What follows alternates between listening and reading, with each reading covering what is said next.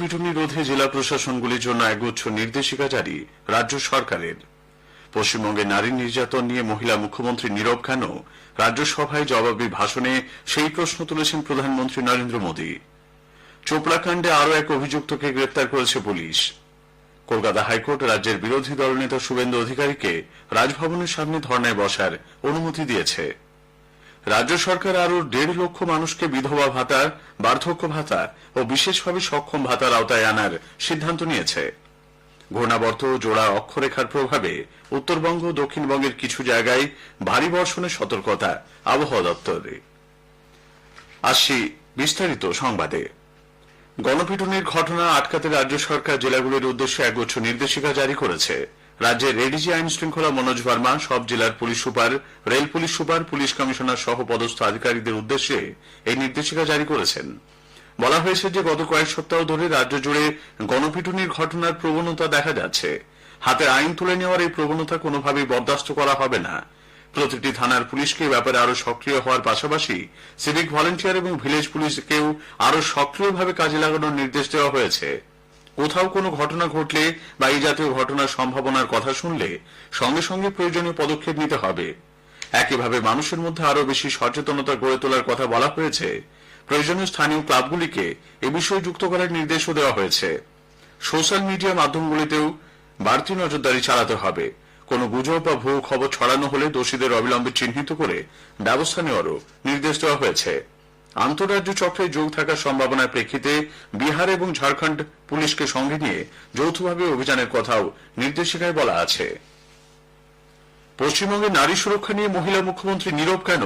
প্রধানমন্ত্রী নরেন্দ্র মোদী সেই প্রশ্ন তুলেছেন। গতকাল রাজ্যসভায় রাষ্ট্রপতির অভিভাষণের উপর ধন্যবাদ সূচক প্রস্তাবে জবাবি ভাষণে প্রধানমন্ত্রী দেশে নারী সুরক্ষা ও তাদের কল্যাণে সরকারি নানা উদ্যোগের উপর আলোকপাত করেন। শ্রী মোদীর বক্তব্যে উঠে আসে চোপড়া সালিসি সভায় মহিলাকে নির্যাতনের প্রসঙ্গ। कुछ समय पहले मैंने बंगाल से आई कुछ तस्वीरों को सोशल मीडिया पे वीडियो देखा। एक महिला को वहां सरेआम सड़क पर पीटा जा रहा है।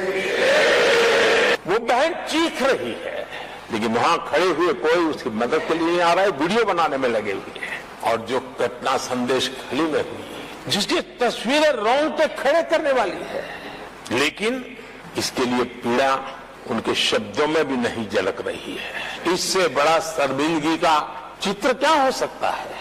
और जो अपने आप को बहुत बड़े प्रगतिशील नारी नेता मानते हैं, वो भी मुंह पे ताले लगा करके बैठ गए।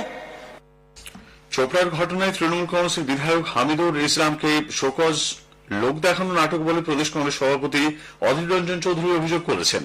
তিনি বলেন, মূল ঘটনাকে মুখ্যমন্ত্রী ও তাঁর দল আড়াল করার চেষ্টা করছেন।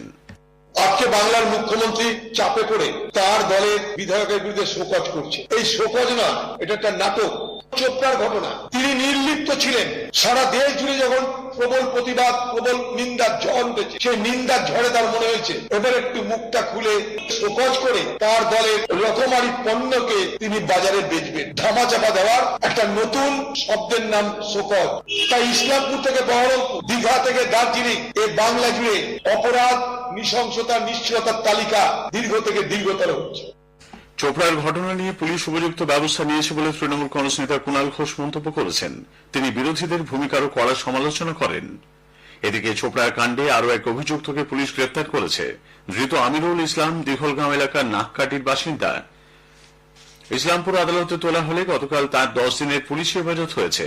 এই ঘটনায় মূল অভিযুক্ত তাজিমুল ওরফে জেসিবিকে রবিবার সন্ধ্যায় গ্রেপ্তার করে পুলিশ। তার 5 দিনের পুলিশ হেফাজত হয়েছে। চোপড়া কাণ্ড নিয়ে তোলপাড়ের মধ্যে উত্তর 24 পরগনার শ্যামনগরের কাউগাছির ঘেষমাঠ এলাকায় এক মহিলা বিজেপি কর্মীকে বিবস্ত্র করে মারধর ও মাথায় ধারালো অস্ত্র দিয়ে কোপ মারার অভিযোগ উঠেছে তৃণমূল কংগ্রেস আশ্রিত দুষ্কৃতীদের বিরুদ্ধে। গুরুতর আহত অবস্থায় তাঁকে ব্যারাকপুর বিএন বসু মহকুমা হাসপাতালে ভর্তি করা হয়েছে। ভোটের ফল প্রকাশের পর থেকেই লাগাতার হুমকি দেওয়া হচ্ছিল বলে মহিলার দাবি। কলকাতা হাইকোর্ট রাজ্যের বিরোধী দল নেতা শুভেন্দু অধিকারীকে রাজভবনের সামনে ধর্নায় বসার অনুমতি দিয়েছে।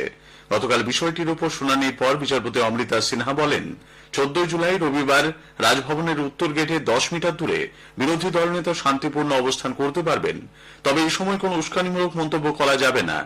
আদালত বিরোধী দলনেতার ধর্ণা অবস্থানের সময়সীমা বেঁধে দিয়েছে।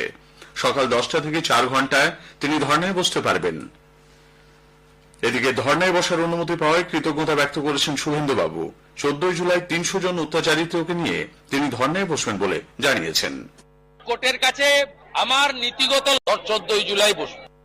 গতকাল নদীরহাট রানাঘাট দক্ষিণ বিধানসভার উপনির্বাচনে প্রচারে যোগ দেন শুভেন্দুবাবু।